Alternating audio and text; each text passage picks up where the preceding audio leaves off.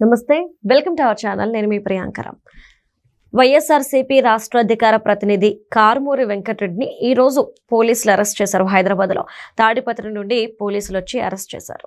మరి అరెస్ట్ చేస్తే వైసీపీ వాళ్ళంతా అంటున్నారు ఇది అక్రమ అరెస్ట్ అని.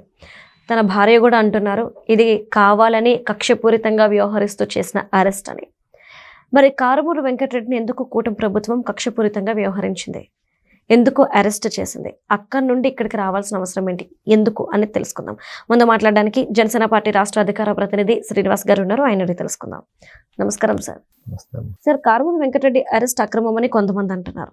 నిజంగా ఇది అక్రమమా లేదా సక్రమమా? ఒకవేళ ఇది అక్రమ అరెస్ట్ అయితే వైసీపీ వాళ్ళు చెప్తున్నట్టు, మరి వైఎస్ఆర్సీపీ వాళ్ళ హయాంలో ఏవైతే అరెస్టులు జరిగినాయో మరి వాటిని ఏ అరెస్టులు అనాలి? అది కదమ్మా, వాళ్ళకి నోటీసులు ఇచ్చి తాడిపత్రి పోలీసులు వచ్చి అరెస్ట్ చేసినట్టుగా తెలిసింది. గతంలో జరిగిందా? నోటీసులు ఇచ్చారు వీళ్ళు, తెల్లవారుజామున అరెస్టులు చేయడం, అర్ధరాత్రి అరెస్టులు చేయడం, సోషల్ మీడియాలో ఎక్కడ పోస్టింగ్ పెడితే అరెస్టులు చేసేయడం, వయసుతో సంబంధం లేకుండా పెద్ద పెద్ద వృద్ధులను కూడా 70 ఏళ్ళు దాటిన వాళ్ళందరూ కూడా సీనియర్ జర్నలిస్టులని మహిళలను చూసుకోకుండా అరెస్ట్ చేయడం, వాళ్ళని తీసుకెళ్ళిపోవడం, ఈ రాక్షస ఆనందం అంతా పొందారు కదా. అలాగే ఇప్పుడు ఏం జరగట్లేదు కదా. ఆ వెంకటరెడ్డి గారి గురించి అంటే నాకు పెద్ద పరిచయం లేదు. నేను ఆయన కొత్తగా అప్పటికి ఆయనకి ఇంకా అధికార ప్రతినిధి ఇవ్వాల. కాకపోతే వైసీపీ సానుభూతిపరుడిగా గత హయాంలో, ప్రభుత్వ హయాంలో ఆయన మాట్లాడుతుంటే ఒకటి 2 ఛానల్లో చూశాను తప్ప నేను ఎప్పుడు తర్వాత అతని భావజాలం అంతా అర్థమైన తర్వాత అటువంటి ఆ స్థాయి వ్యక్తులతో మనం కూర్చోకూడదని డెసిషన్ కానీ ఎప్పుడు కూడా ఏ డిబేట్లో కూర్చోవాలి. కాకపోతే అమ్మ ఒకటి, ఏ పార్టీ అధికార ప్రతినిధి అయినా కావచ్చు, మామూలుగా విశ్లేషకులకి అయితే ఇష్టం వచ్చినట్టుగా వాళ్ళ అభిప్రాయాలు చెప్తారు. పార్టీలకు అధికార ప్రతినిధులుగా అయినప్పుడు సరైన భావజాలంతో మాట్లాడాలి. భావ ప్రకటన స్వేచ్ఛకే బరితెగింపుకి చన్నని గీత ఉంటుందమ్మా.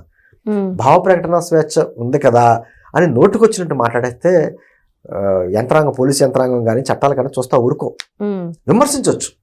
ఆ విమర్శ ఎలా ఉండాలి? సద్విమర్శ అయి ఉండాలి. అంతే తప్ప ఈ వెంకటరెడ్డి అనే వ్యక్తి ఇంకో 2-3 పేర్లు ఎందుకు అనవసరం, వాళ్ళకి కూడా టైం వస్తుంది. వాళ్ళందరూ కూడా మాట్లాడేది పవన్ కళ్యాణ్ గారి వ్యక్తిగత జీవితం గురించి, పెళ్ళిళ్ళ గురించి, చంద్రబాబు నాయుడు గారి గురించి, చంద్రబాబు నాయుడు గారి భార్య గురించి, లోకేష్ గారి గురించి. అసలు వాళ్ళ మాట్లాడిన భాష, భావజాలం ఇప్పటికీ అదే. వైసీపీకి దాన్ని ఏమంటారు, వాళ్ళకి ఉండవలసిన లక్షణమే అది. నాకు తెలిసి రేపొద్దున వెంకటరెడ్డి కూడా రేపొద్దున ఎమ్మెల్యే కాదు, ఎంపీకి ఏదైనా ఆశ్చర్యపోకలేదు, టికెట్ ఇస్తారు వాళ్ళు. అటువంటి వ్యక్తులు అన్నమాట. నేనంటే ఎప్పుడైనా నాయకుడు అటువంటి భాష మాట్లాడిన వెంటనే ఆ నాయకులు తప్పిది, ఇటువంటి భాష మాట్లాడకూడదు మన ప్రజా జీవితంలో చెప్తే మాట్లాడరు. కానీ జగన్మోహన్ రెడ్డి గారికి ఇష్టం ఏంటంటే ఆ భాష ఇష్టం. అందుకని ఆ భాష మాట్లాడిన వ్యక్తుల్ని అధికార ప్రతినిధిగా చేశారు. గతంలో అధికార ప్రతినిధిగా కాదు పాపం, వాళ్ళ సాక్షి ఛానల్లో కూడా కూర్చోబెట్టేవారు కాదు, వేరే వేరే ఛానల్లో కూర్చోబెట్టేవారు. ఆ ఛానల్స్ మరి విచిత్రం ఏంటంటమ్మా, వెంకటరెడ్డిని అధికార ప్రతినిధి పదవి వచ్చి ఇలాగా ఎంకరేజ్ చేసిన వాళ్ళందరూ కూడా జనసేనకి అనుకూలమనో, తెలుగుదేశానికి అనుకూలమనో అది చెప్పుకునే ఛానల్స్. లేకపోతే అతను ఎవరో తెలియదు. సాక్షి వాళ్ళు ఏమైనా ప్రమోట్ చేయాలా, వీళ్ళ ప్రమోట్ చేశారు.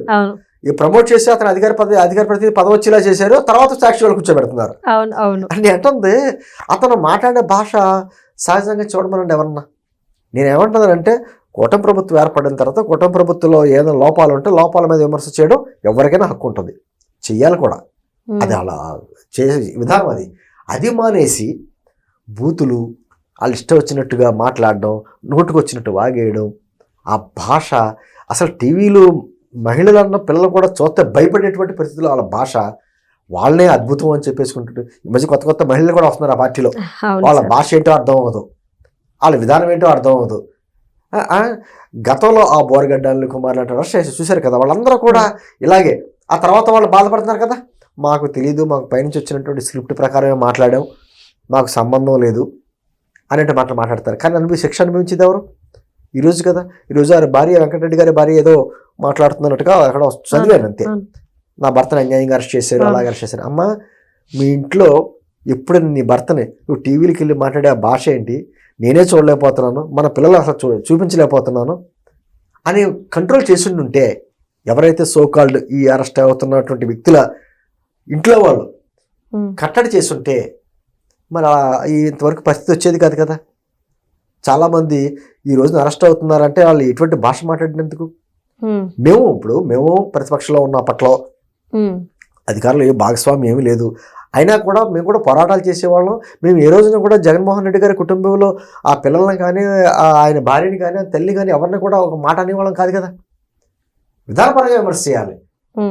వాళ్ళు ఎంత దారుణం అంటే ఆఖరికి జగన్మోహన్ రెడ్డి గారికి వ్యతిరేకంగా మాట్లాడుతున్నందుకు షర్మిల గారిని కూడా రాజశేఖర రెడ్డి గారికే పుట్టలేదు షర్మిల అని చెప్పేసి పోస్టులు పెట్టినట్టు వ్యక్తులు, ఇంకా అటువంటి వ్యక్తులు కూడా ప్రమోట్ చేశారు.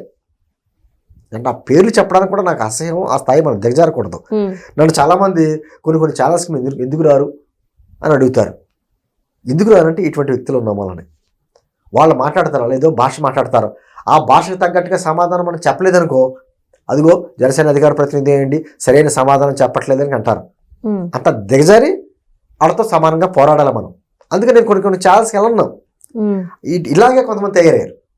అంటే ఏమైనా ప్రజాస్వామ్యంలో విమర్శించే హక్కు ఎవరికైనా ఉంటుంది. కానీ ఆ విమర్శ సద్విమర్శగా ఉండాలి తప్ప దాన్ని పరిధులు దాటేసి వాళ్ళు ఏదో నాయకులు మెచ్చుకుంటారనో, ఈ భాష మాట్లాడి ఏముంది మహా అయితే అరెస్ట్ చేస్తారో, బెయిల్ బయటకు వస్తాం, రేపు పొద్దున పార్టీని కాపాడద్ది, దీన్ని అడ్డం పెట్టుకుని మనం ఏదో సొమ్ములు చేసుకోవచ్చు, ఎన్ఆర్ఐస్ దగ్గర వాళ్ళ దగ్గర వీళ్ళ దగ్గర సొమ్ములు చేసుకోవచ్చు. ఇది కొన్ని థాట్స్ ఉంటాయి, కొంతమంది ఆలోచనలు. ఆ భాష మాట్లాడితేనే మన నాయకుల దృష్టిలో పడతాం అనేటువంటి దాంతో నేను ఇంత ఇబ్బందులు పడ్డాను, అన్ని ఇబ్బందులు పడ్డాను అని చెప్పుకుని ఆ నాయకులు ఏ పార్టీలోనైనా సరే ఆ నాయకుల దగ్గర లేకపోతే ఆ అభిమానుల దగ్గర డబ్బులు వసూలు చేసుకోవడం కొన్ని చాలా ఉదాహరణలు ఉన్నాయమ్మా. గతంలో స్కూల్ ఫీజు కట్టడానికి కూడా మా పిల్లలకి ఇబ్బంది పడుతున్నాను అనేటువంటి వ్యక్తులు ఈ రోజున ఎమ్మెల్యేలు అయ్యారు. అద్భుతమైన కారుల్లో తిరుగుతున్నారు. వాళ్ళు వచ్చి మళ్ళీని ప్రభుత్వానికి వ్యతిరేకంగా మాట్లాడే వ్యక్తులు ఉన్నారు. సరే, వాళ్ళ పేర్లు అనవసరం. ఏది ఏమైనా అధికారంలో ఉండొచ్చు, ప్రతిపక్షంలో ఉండొచ్చు. ఎప్పుడే సరే ఈ అధికారం శాశ్వతం కాదు.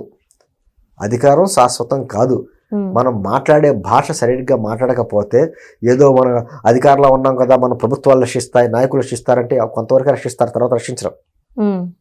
ఎప్పుడు రక్షిస్తారో, ఇతను కరెక్టే, పాపం మంచి వ్యక్తే, కానీ ఎక్కడ పొరపాటు చేశాడు, తప్పు చేశాడు, తెలిసి తెలియక తప్పు చేశాడు అంటే ఎవరైనా నాయకులు అండగా నిలబడతారు. కానీ అతను అదే పరిస్థితి ఉంటే ఎవరు నాయకులు అండగా ఉంటారు? ఈరోజు జగన్మోహన్ రెడ్డి వస్తాడా? రక్షించగలడా? పోనీ ఏమన్నా అయితే ఏదో ఆర్థిక సాయం లాంటివి ఏమైనా చేయొచ్చు, కానీ అతన్ని జైలుకి వెళ్ళకుండా అరెస్ట్ అవ్వకుండా ఆపగలడా? మరి ఎవరు ఇబ్బందులు పడుతున్నారు? వాళ్ళ కుటుంబీకులే కదా. ఏంటంది ఒకళ్ళ గురించి అని కదా మనం ఏంటంది. ఎవరైనా సరే పరిధులు దాటేసి వాళ్ళు ఇష్టం వచ్చినట్టు భాష మాట్లాడతా రాజకీయాలు అంటే ఒక విధమైనటువంటి అసహ్యం తెప్పించుకున్నటువంటి చేసేలా చేస్తున్న కొంతమంది వ్యక్తులు ఉన్నారు చూసారా. వాళ్ళు ఎవరికైనా ఇటువంటి శాస్త్రం జరుగుతుంది. వాళ్ళు ఏ పార్టీ అయినా అంటుంది, అది తెలుగుదేశమా, జనసేన, బీజేపీయా, వైసీపీయా, కమ్యూనిస్టులా, అదని కాదు, ఏ పార్టీల వ్యక్తులు. ఇదివరకు టీవీలో చర్చలకు వెళ్తున్నామా చాలా హుందాగా ఉండి, వాదోపవాదాలు కూడా హుందాగా ఉండి. జగన్మోహన్ రెడ్డి వచ్చిన తర్వాత టీవీలో చర్చలు పక్కన అసెంబ్లీలోనే ఏ విధంగా చేశారో మనం చూసాం. ఆ భాష మాట్లాడే వ్యక్తులందరికీ కూడా ఆహా ఓహో అని మురిసిపోయేవాడైనా. జోగి రమేష్ ఎటువంటి భాష మాట్లాడాడమ్మా? ఎదురుగుండా ముఖ్యమంత్రి హోదాలో జగన్మోహన్ రెడ్డి ఉండగానే చాలా నీచమైన భాష మాట్లాడాడు. ఈరోజు అతను అరెస్ట్ చేస్తుంటే అతను ఏమంటాడు, నా కులం, నేను బీసీని, బీసీ కులం కాబట్టి నన్ను అరెస్ట్ చేస్తారని కులం గుర్తుకొచ్చేలా మాట్లాడుతున్నారు. ఎందరో అంతేనం, వాళ్ళు చేయాల్సిన తప్పులన్నీ చేస్తారు. వాళ్ళ మీదకి వచ్చేటప్పటికి వాళ్ళకి కులం, మతం ఎన్ని అడ్డు చెప్పుకుంటూ వస్తారు. ఏంటంటే ఎవరికైనా సరే అందులోని పార్టీలు అధికార ప్రతినిధులుగా పదవులు తీసుకున్న వాళ్ళు మాత్రం మరింత జాగ్రత్తగా మాట్లాడాలి. వాళ్ళ భాష వ్యవహారం అంతా కూడా పద్ధతిగా ఉండాలి.